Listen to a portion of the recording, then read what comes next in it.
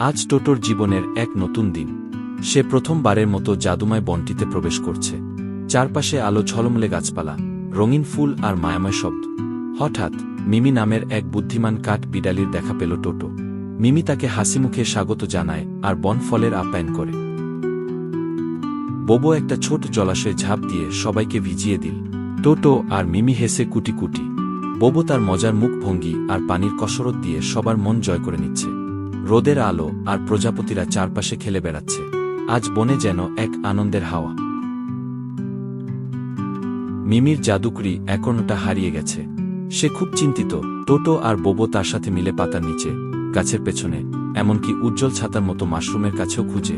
শেষে এক ছোট্ট পেঁচা এসে একর্ণটা ফিরিয়ে দেয়।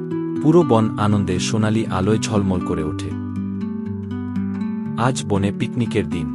টোটো, মিমি আর বোবো মিলে ফল, বাদাম আর পানির বোতল নিয়ে গেল।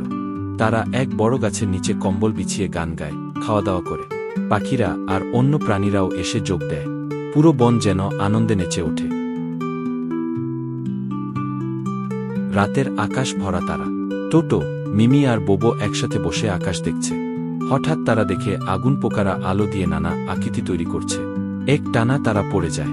সবাই মুগ্ধ হয়ে চেয়ে থাকে। জ্যোৎস্নার আলোয় গোটা বনটা যেন স্বপ্নের মতো হয়ে ওঠে।